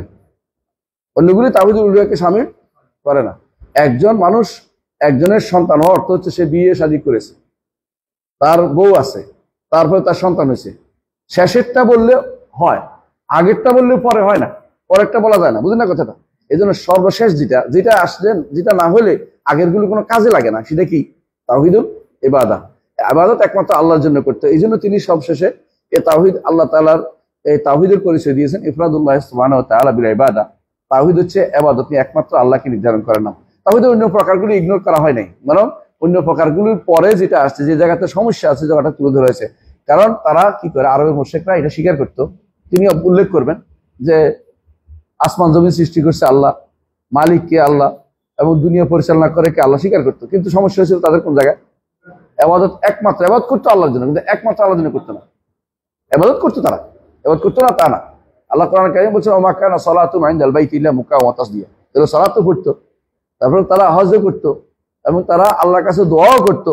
সমস্যা হচ্ছে শুধু আল্লাহর কাছে করতো না, অনেকের কাছেই করে। আমাদের সমাজেও তাই, বাংলাদেশের সমাজেও দেখবেন আল্লাহর কাছে চায় না তা না। হ্যাঁ, যেমন তারা যারা বেদাত করে, বেদাতিরা ঠিক লাইলাতুল বরাতে সারা দিনে আল্লাহর কাছে ইবাদত করছে, আবার কি করে পীরের কাছেও চায়, আবার মাজার কাছেও মাধ্যম ধরে। মাজাম ছাড়া কি আল্লাহ কি আমার দিবে নাকি? হ্যাঁ, কিয়াস করে, বিভিন্ন রকম কিয়াস করে আসা এই শিরকে নির্ভরিত হয়। এর মূল কারণ হচ্ছে এটাই যে তারা ইবাদতকে আল্লাহর জন্য খালেজ করতে পারে না, একান্ত করতে পারে নাই। এই জন্য প্রথম কাজ হবে আন্নাত তাওহীদ ওয়া ইফরাদুল্লাহ বিল ইবাদত। যদি সত্যি তাওহীদের অধিকারী হতে হয়, আপনার ইবাদত, আপনার জীবনের কর্মকাণ্ড সব একমাত্র আল্লাহর জন্য নিবেদিত হতে হবে। ইন্না সালাতি ওয়া নুসুকি ওয়া মাহইয়ায়া ওয়া মামাতি লিল্লাহি রাব্বিল আলামিন লা শারীকা লাহু বিযালিকা উমিরতু ওয়া আনা আউয়ালুল মুসলিমিন। প্রথম যে কাজটা করতে হবে, একমাত্র আল্লাহর জন্য, সমস্ত ইবাদত আল্লাহর জন্য। এইটা যদি করতে পারেন তো অন্যগুলি অটোমেটিক চলে আসবে। কারণ মানুষ অন্যের কাছে কেন যায়? মনে করে তিনি তো গায়েব জানেন, তিনি আমার একটা ভালো করবেন। অন্যের কাছে কেন যায়? তার অনেক ক্ষমতা, তিনি আমার কিছু ভালো করবেন। তো তিনি একদিকে এই অন্য জায়গাতে শিরিক ওই সময় হয়েছে যখন আল্লাহকে যথেষ্ট মনে করে নাই। অথচ আল্লাহ কি বলছেন? আলাইসাল্লাহু বিকাফিন আবদা, আলাইসাল্লাহু বিকাফিন আবদা ওয়া ইউখাউফুনাকা বিল্লাযিনা মিন দুনি। তারা কি আল্লাহ কি যথেষ্ট নয়? তার বান্দার জন্য কি যথেষ্ট নয়? অথচ তারা আপনাকে ভয় দেখাচ্ছে। আল্লাহই যথেষ্ট। এই আল্লাহই যথেষ্ট জিনিসটা যতক্ষণ পর্যন্ত অন্তরে না আসবে, ততক্ষণ পর্যন্ত আগের গুলোও ঠিক হয় না, পরটা ঠিক হয় না। নবীরা কি বলতেন? হাসবুনাল্লাহ। ইব্রাহিম আলাইহিস সালাম বলছেন কখন? যখন তাকে আগুনে নিক্ষেপ করা হয়েছে। আর মুহাম্মদ রাসূলুল্লাহ সাল্লাল্লাহু আলাইহি ওয়াসাল্লাম বলছেন কখন? এবং তার সাহাবীরা যখন উহুদের যুদ্ধে যখন বলা হলো আল্লাযিনা ক্বালা লাহুমুন নাস ইন্নান নাসা কাদ জামাউ লাকুম ফাখশাহুম ফাযাদাহুম ঈমানা ওয়া ক্বালু হাসবুনাল্লাহু ওয়া নি'মাল ওয়াকিল ফাআনকালাবু বিনি'মাতিন মিনাল্লাহি ওয়া ফাদলিন লাম ইয়ামসাসহুম ওয়াত্তাবাউ রিদওয়ানাল্লাহ। বুঝাচ্ছে কি? এটার অর্থ হলো, বুঝাচ্ছে এটাই যে একমাত্র আল্লাহর ইবাদত যদি কেউ ঠিক নির্ধারণ করতে পারে, বাকিগুলি ঠিক করেই আসছে, বাকি ঠিক করে আসছে। বাকিগুলি যদি এটা না হলে অন্যগুলিও করে নাই। বুঝে আসছে কথাটা? একমাত্র এমন কাউকে পাবেন না যে একমাত্র আল্লাহ ইবাদত করছে, তারপরেও অন্যগুলি বিশ্বাস করতেছে যে হ্যাঁ পীরে কিছু উপকার করতে পারে, গায়েব জানে, এগুলি বিশ্বাস করতেছে। সে ব্যক্তি কোনোদিনে একমাত্র আল্লাহ ইবাদত করতে পারবে না। কারণ তার অন্তরে যে চাহিদাটা সব কার কাছে তুলে ধরবে? আরেকজনের কাছে তুলে ধরবে। এর কারণ জানে সে কি গায়েব জানে, সে মনে করতেছে সে গায়েব জানে, সে মনে করতেছে সে ক্ষমতা রাখে, অনেক ক্ষমতা রাখে। এই জন্য তারা কোনোদিন এই জায়গায় পৌঁছতে পারে না। শেষ যেখান থেকে যেটা হইলে তার সব হয়, এটা সে পৌঁছতে পারে না। একমাত্র আল্লাহর জন্য ইবাদতকে খালেজ করতে পারে নাই। এই জন্য এই জায়গায় না পৌঁছা পর্যন্ত কিন্তু তার তাওহীদ কবুল হচ্ছে না। এবং তার এই তাওহীদটা অনেক সময় দেখবেন যে অনেকেই তাওহীদের কথা বললেই মাশায়েখরা বা আলেমরা সবসময় কেবল ইফরাদুল্লাহ সুবহানাহু বিল ইবাদা বলে। কেন? অন্যগুলি বলার দরকার লাগে না। অন্যগুলি এইটা হইলে সব হইতো। অনেক মানুষ এইটা ঠিক আছে, অন্যগুলি বাদ দিছে, এটা কিন্তু খুব পাওয়া যাবে না, পাওয়া যাবে না। হয়তো তার বুঝে ভুল আছে, তার মধ্যে শুবহাত আছে, এই জন্য শুবহাত ভাঙতে হবে। ওহুয়া দীনুর রাসূল আল্লাযিনা আরসালাহুল্লাহু ইলা ইবাদিহি। ওহুয়া মানে কি? তাওহীদ। এই তাওহীদটা হচ্ছে সমস্ত রাসূলের দ্বীন, সমস্ত রাসূলের দ্বীন।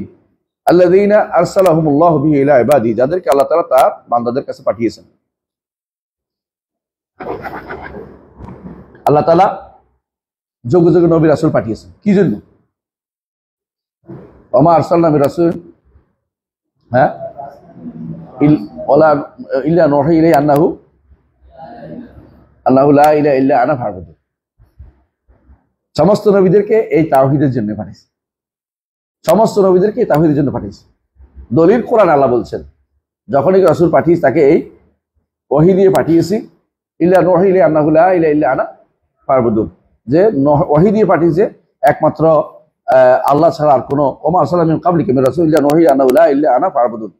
আর ওয়ালাকাদ বা'আসনা ফি কুল্লি উম্মাতির রাসূল আন ইবুদুল্লাহ ওয়াজতানিবুত তাগুত ওয়াজতানিবুত তাগুত। তাহলে বোঝা গেল যে সমস্ত নবী রাসূলরা এই জিনিসের জন্য পাঠিয়েছেন, যে তিনি উল্লেখ করেছেন যে এটা কি তাওহীদুল ইবাদা। নবী রাসূলরা যেটার জন্য পাঠিয়েছে অন্যটা কি আমাদের বেশি দরকার? যেটা যে নবী রাসূল পাঠিয়েছেন অন্যটা কি বেশি দরকার? আমরা বুঝাতে পারছি সবচেয়ে মূল্যবান জিনিস হচ্ছে যেটা নবী রাসূলটা নিয়ে এসেছেন। যেটা করতে পারেন নাই নবী রাসূল, যার জন্য আল্লাহ তাআলা আমাদের পাকড়াও করবেন না। নবী রাসূলরা যে দাওয়াত দিতে পেরেছেন, দাওয়ার জন্য পাঠিয়েছেন, এটার জন্য সবাই পাকড়াও পাবে, সবাই পাকড়াওর ভিতরে পড়বে যে এটা কেন করা হলো না। কিন্তু অনেক কিছু আপনি করতে পারেন না, আপনার সামর্থ্যের বাইরে, আল্লাহ আপনাকে ধরবেন না। কিন্তু তাওহীদের দাওয়াত থেকে কেউ মুক্তি পাবে না। তাওহীদ প্রত্যেকের লাগবে, এই তাওহীদের দাওয়াত প্রত্যেকের লাগবে। কতক্ষণ লাগবে? কখন লাগবে? প্রতিক্ষণে লাগবে। শুধুমাত্র এটা বলার কোনো কারণ নাই যে এটা কিছু সময় লাগবে তা না, মক্কা জীবন লাগবে, মদিনা জীবন লাগবে না, এটা নয়।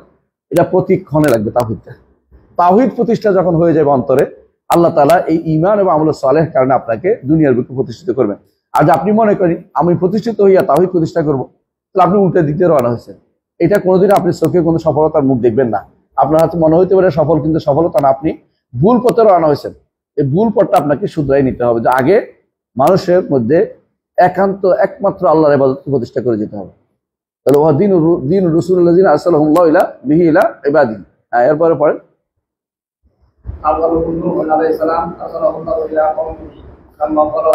তাইব, ফাআউয়ালু নূহ আলাইহিস সালাতু ওয়াস সালাম। রাসূলদের মধ্যে প্রথম রাসূলকে নূহ। কারণ কেন রাসূল প্রথম রাসূল? তাদের মধ্যে শিরিক আছে। আর আমরা জানি যে নবী এবং রাসূলের মধ্যে পার্থক্য হচ্ছে এটা, যে অবশ্যই রাসূলদের মাদউ যারা, যাদেরকে তিনি দাওয়াত দিবেন, তারা অবশ্যই কি থাকবে? শিরিক থাকবে, অবশ্যই শিরিক থাকবে। এই জন্য প্রথম শিরিক হয়েছিল নূহের কওমের মধ্যে।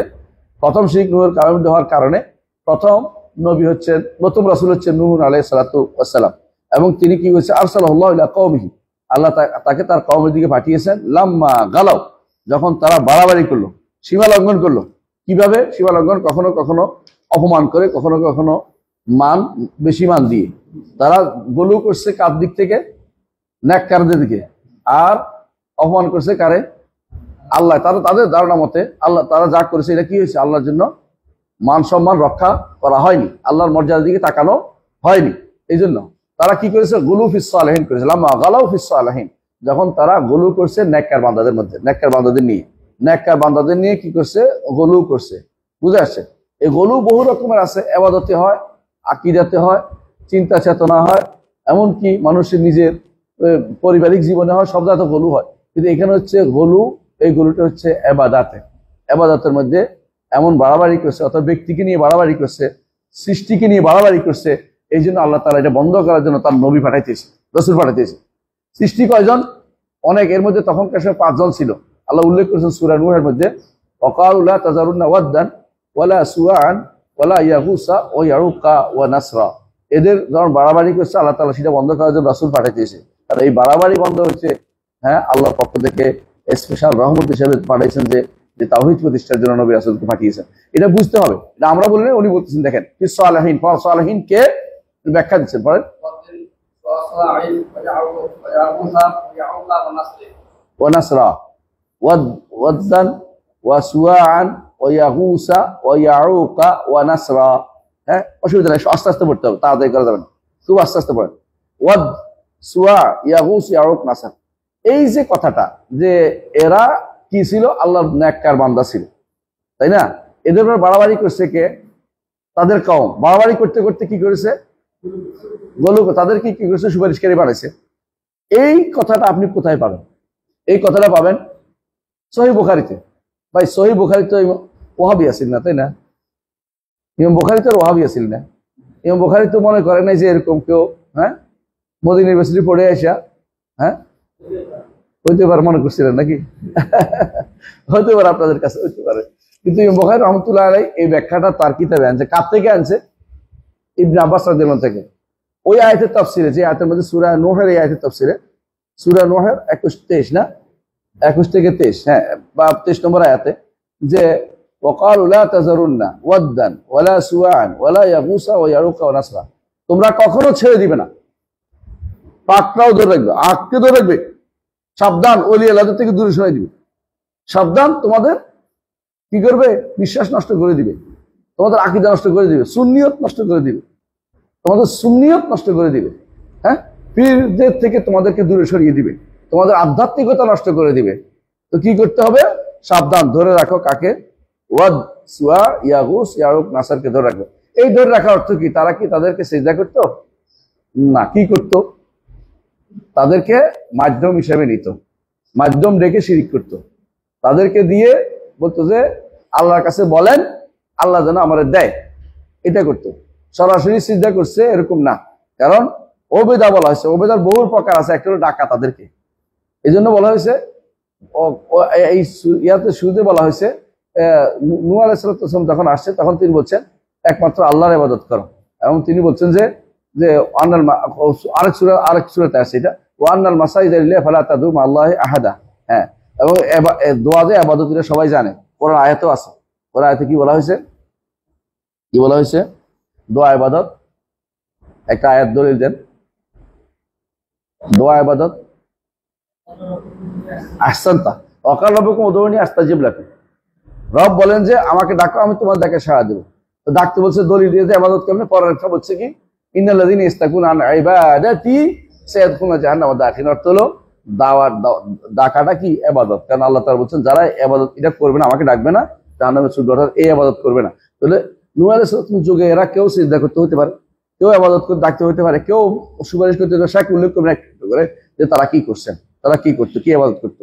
কারণ আপনারা জানেন যে জগতের বুকে ইবাদত বা শিরিক, যে ব্যক্তি কেন্দ্রিক বা এই সমস্ত যারা এই বিভিন্ন জিনিসে ইবাদত করেছে, এরা দুই ধরনের শিরিক করেছে, দুইভাবে শিরিক। একটা হচ্ছে আকাশের তারকাকে কেউ কেউ ডাকছে, আর কেউ কেউ আলিহা সামাউইয়া, কেউ কেউ আলিহা আরদিয়া কে ডাকছে। নূহ আলাইহিস সালাম কওমের প্রথম শুরু হয়েছে আলিহা আরদিয়া, আর আলিহা সামাউইয়া কখন শুরু হয়েছিল, ইব্রাহিম আলাইহিস সালাম, কার সময়, ইব্রাহিম আলাইহিস সালাম। এই জন্য ইব্রাহিম আলাইহিস সালাম আল্লাহ তাআলা বলছেন ওয়াকাযালিকা নুরি ইব্রাহিম মালাকুতাস সামাওয়াতি ওয়াল আরদি লিয়াকুনা মিনাল মুকিনিন ফালাম্মা জান্না আলাইহি লাইল রাআ কাওকাবান ক্বালা হাযা রাব্বি ফালাম্মা আফলা ক্বালা হুয়া বিল আফিলিন ফালাম্মা রাআ আল কামারা বাযিগান ক্বালা হাযা রাব্বি হাযা আকবার ফালাম্মা আফলা ক্বালা লা ইলাহা ইল্লা রাব্বি লাকুনা মিনাল কওমিদ দাল্লিন ফালাম্মা রাআ আশ-শামসা বাযিগাতান ক্বালা হাযা রাব্বি হাযা আকবার ফালাম্মা আফলাত ক্বালা ইয়া কওমি ইন্নী বারিউম মিম্মা তুশরিকুন ইন্নী ওয়াজ্জাহতু ওয়াজহিয়া লিল্লাযী ফাতারা আস-সামাওয়াতি ওয়াল আরদা হানিফান ওয়া মা আনা মিনাল মুশরিকিন। কি বুঝাইলেন যে এই আলিহা সামাউইয়া তখন শুরু হয়ে গেছিল, মানে আকাশের মূর্তি পূজা তখন, কিন্তু নূহের সময় আকাশের দিকে তারা পূজার কাউকে নজর করে নাই, সব জমিনের মধ্যে ওলি আল্লাহদের নিয়ে শুরু হয়েছিল। এটা দলিল ইব্রাহিম, এগুলো ইবনে আব্বাস রাদিয়াল্লাহু বলছেন, সহিহ বুখারীতে আসছে যে কিতাবুত তাফসীরের মধ্যে এটা আসছে, এই আয়াতের তাফসীরের মধ্যে হাজি আসমা রিজালুন সালিহিন, এগুলি হচ্ছে আল্লাহর কিছু নেককার বান্দাদের নাম, সালিহিন মিন কওমি নূহ, নূহের কওমের মধ্যে থেকে, ফালাম্মা হালাকু, এরা যখন মারা গেল, আওহা শায়তানু ইলা কওমিহিম আন আনসিবু ইলা মাজালিসিহিম, তখন শয়তান তাদেরকে বলল, কি বলল, যে এদেরকে তোমাদের মজলিসের মধ্যে রাখো, অর্থাৎ স্মরণ হবে মাঝে মধ্যে, স্মরণিকা, স্মরণিকা বুঝেন তো, ওলি আল্লাহদের স্মরণিকা, এই যে বিভিন্ন জায়গায় লাগায়, এখন 64 জেলাতে স্মরণিকা লাগাইবে কেউ কেউ, আমরা বলছি না কারণ নাম, এরকম যদি লাগানো হয় তাহলে কি হবে, বলে এগুলি লাগাই রাখো, কি হবে, সম্মুহা বেসমাইম, এই যে ছবি রাখবা, ছবিকে নাম দাও, এটার নাম কি, উদ, ওয়াদ, সুয়া, ইয়াগুস, ইয়াউক, নাসার, 5টা লাগাও, হ্যাঁ, তারপরে কি হবে, ফাফা আলু, শয়তান বলছে তারাও করছে, ওয়ালাম তুবাদ, এটা ধ্বংস হয় নাই, ইবাদত করা হয় নাই তখনো, এরা ইবাদত করে নাই, ইবাদত করে ধ্বংস হয় নাই তখনো, হাত্তা ইজা হালাকা উলাইকা, এই গোষ্ঠী, এই প্রজন্ম শেষ হয়েছে, নতুন প্রজন্ম আসে বলছে, হ্যাঁ, ওলি আল্লাহদের পিছনে রাখছ, কত বড়। আমি ইবনে আসলাম আল কালবির একটা কিতাব আছে, ইবনুল কালবির আল আসলাম, সেখানে উল্লেখ আছে এরকম, যে প্রথম আসা বলছে পিছনে রাখ, সামনে দিব, সামনে দিও না, আমরা সালাত আদায় করবো, সামনে দিও না, পিছনে রাখছে। পরে শয়তান এসে বলছে কত বড় সাহস, দুর্ভাগা তোরা, এই ওলি আল্লাহদের পিছনে রাখছিস, ওলি আল্লাহদের পাশা দেখাচ্ছিস, তুই কি করতে হবে, সামনে নিয়ে আসো, সামনে নিয়ে আসছে। আবার কয়দিন পর বলতেছে আরে এইটা তো ঈদের মাধ্যমে তো আবাদ করতেছি আমরা, নইলে কেমনি আল্লাহরে পাবো নাকি। এবার ঈদ দিয়ে আবাদত, ওসিলা দিয়ে আবাদত শুরু হয়ে গেছে। এইভাবে তারা শিরকি লিপ্ত হয়ে গেছে। এটাই হচ্ছে ওয়ানুসিয়াল ইলমু উবিদাত, যখন ইলম কি হলো, নুসিয়া ভুলিয়ে দেওয়া হয়েছে। কোন ইলম, কি জন্য তাদেরকে ছবি বানাইছিল ভুলে গেছে। আর দ্বিতীয়ত আরো ভুলে গেছে, দিন ও শরীয়ত ভুলে গেছে, ইমান ভুলে গেছে মানুষ, তখন আবাদত করা শুরু হয়ে গেল। এই আবাদতের বিষয়ে বুখারীতে রওয়ায়াত আসছে, আমরা ওদিকে লম্বা না করি। তাহলে কি বুঝলাম, প্রথম রাসূলকে, সর্বশেষ রাসূল হচ্ছে মুহাম্মদ সাল্লাল্লাহু আলাইহি ওয়াসাল্লাম। সবাই কি জন্য প্রেরিত হয়েছে, লা ইলাহা ইল্লা আনা ফা'বুদুন, একমাত্র আল্লাহ ব্যতীত কোনো ইলাহ নেই, এটা প্রতিষ্ঠা করার জন্য। আল্লাহ ব্যতীত কোনো ইলাহ নেই প্রতিষ্ঠা করে আল্লাহরই ইবাদত করতে হবে, আর করে ইবাদত করা যাবে না। হ্যাঁ,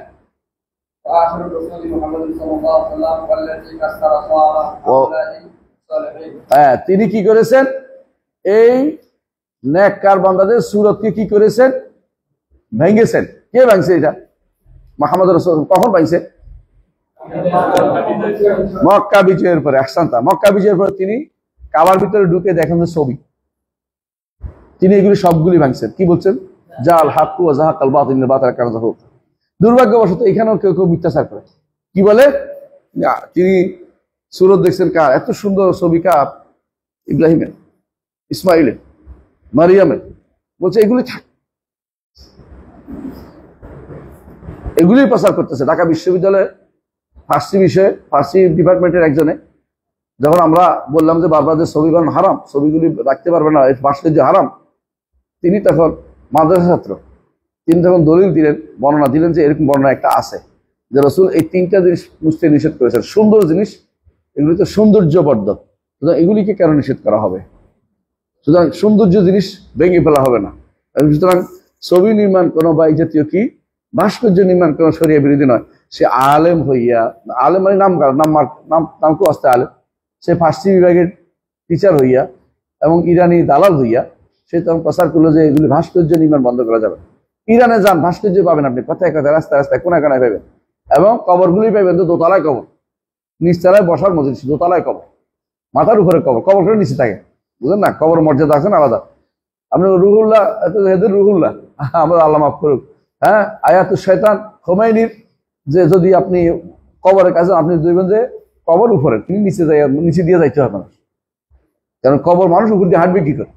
এদের কেউ কেউ নামাজ পড়ে কবর ইয়াতে গর্তের ভিতরে, দেখবেন যে ওদের ইমামের গর্তের ভিতরে নামাজ পড়তেছে, আর মানুষ উপরে। কেন, আশেপাশে অলি আল্লাহ উপরে গেলে তো খারাপ দেখা যায়, অলি আল্লাহ তো নিচে গর্তে নামছে, অলি আল্লাহর উপর না উঠে জানা। কত শয়তানি মানুষের দিচ্ছে আপনি চিন্তা করতে পারেন না। এরা যে কত রকমের শিরিক তৈরি করেছে, আর এদেরকে আপনার এদের জন্য কান্নাকাটি করেন। তো তিনি কি হয়েছিল, রাসূলুল্লাহ সাল্লাল্লাহু আলাইহি ওয়াসাল্লাম যখন মক্কা বিজয় হয়েছে তখন এগুলি ভাঙছে। ভাঙার অর্থ হচ্ছে এগুলির ইবাদত হইতো, এগুলি তিনি কি করেছেন, ধ্বংস করে দিয়েছেন।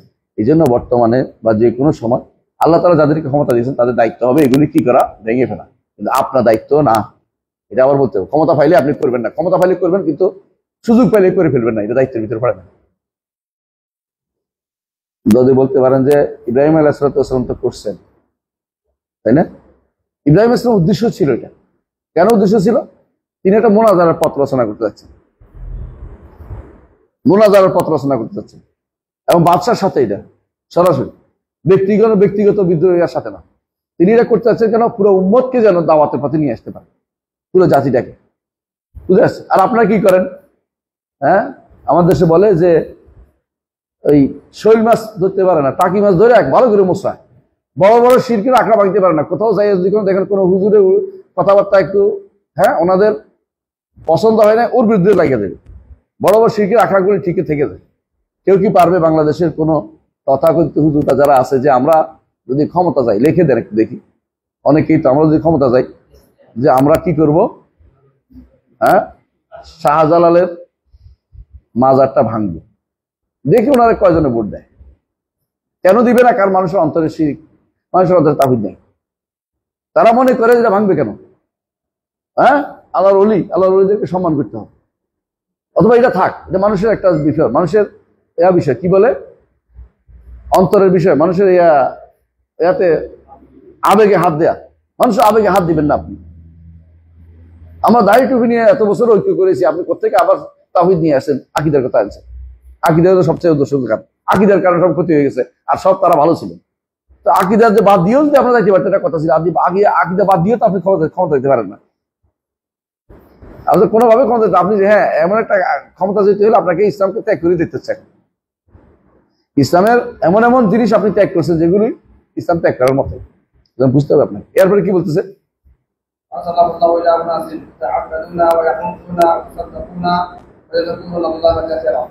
আল্লাহ তাআলা তাকে পাঠিয়েছেন, কাকে? মুহাম্মদ সাল্লাল্লাহু আলাইহি ওয়াসাল্লামকে পাঠিয়েছেন এমন কিছু লোকের কাছে যারা ইবাদত করত।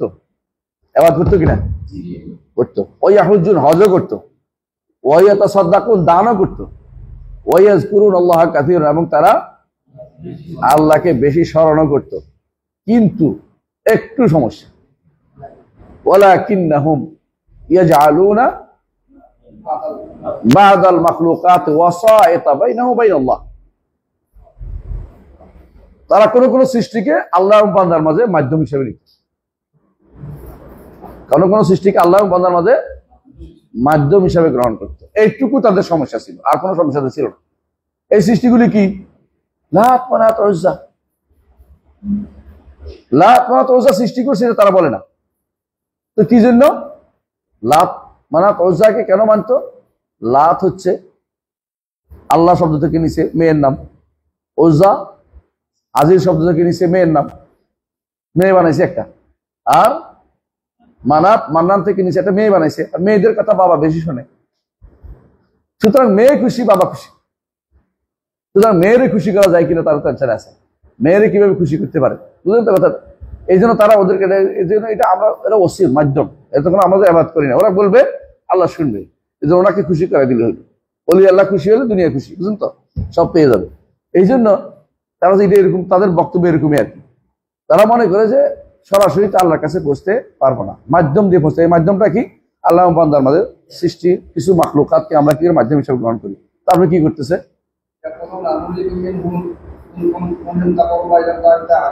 হ্যাঁ, তারা বলে যে আমরা চাই এরা কি করবে, আল্লাহর কাছে আমাদেরকে নৈকট্য এনে দিবে, যাওয়ার সুযোগ তৈরি করে দিবে, যাইতে পারতেছি না। ওয়া নুরিদু শাফাআতু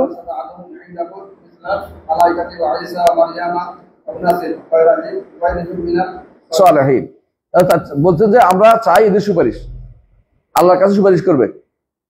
যেমন ফেরেশতারা, কাদেরকে তারা গ্রহণ করছে? ফেরেশতাদের গ্রহণ করছে, ঈসাকে গ্রহণ করছে, মারিয়ামকে গ্রহণ করছে। এর বাইরে কিছু মানুষদের নেককার বান্দাদের গ্রহণ করছে। এর বাইরে নেককার বান্দারা কারা? যাদেরকে আমরা বলেছি কি লাত, মানাত, উজ্জা, হুবল, 360টা মূর্তির ভিতরে আছে। প্রত্যেকের একটা একটা আছে, আমার এটা, আমার এটা, সাবধান, আমারটারে ছুঁবেন না, আমারটারে আপনি ধরার দরকার নেই, আমারটা আমার, আপনারটা আপনার। মানে তারপরেও আমরা ঐক্য বজায় আছি। কি ঐক্য এটা? কিসের ঐক্য এটা?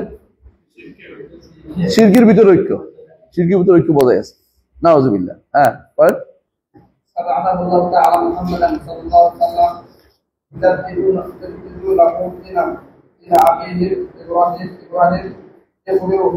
ইব্রাহিম আলাইহিস সালাতু ওয়াস সালাম নাই না? আচ্ছা, ও ইখবরহুম। এরপরে মুহাম্মদ সাল্লাল্লাহু আলাইহি ওয়াসাল্লামকে আল্লাহ পাঠালেন এই অবস্থায়, যখন এরা বিভিন্ন রকমের মাধ্যম ধরে চললো।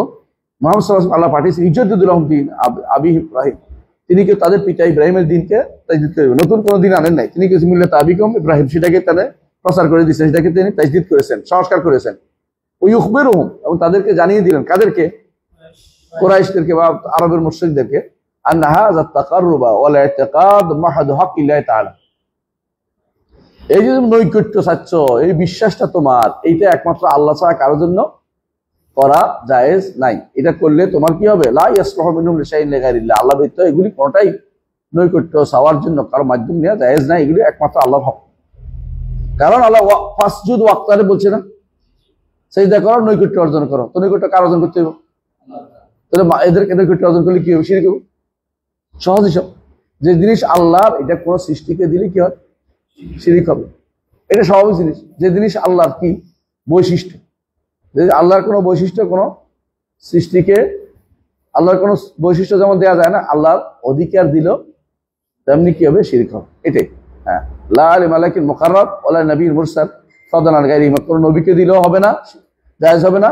কোন ফেরেশতাদেরকেও দিল, নৈকট্যপ্রাপ্ত ফেরেশতা যারা নৈকট্য পেয়ে গেছে, আল্লাহর নৈকট্য ফেরেশতা আছে, সেই নৈকট্য ফেরেশতাদেরকে ডাকলেও হবে না। বুঝে আসছে? বোঝা গেল যে এই শিরকের মধ্যে তারা লিপ্ত ছিল। কোন শিরক ছিল? এইটাই তারা বলতো ওয়া ইল্লা, তাদের কি এই শিরক তাকাররুবের মধ্যে ছিল, যে এরা আমাদেরকে কাছাকাছি নিয়ে দিবে। এই বিষয়ে ইনশাআল্লাহ পরবর্তী দার্সে আরো আলোচনা হবে। আজকে এখানে থাকি।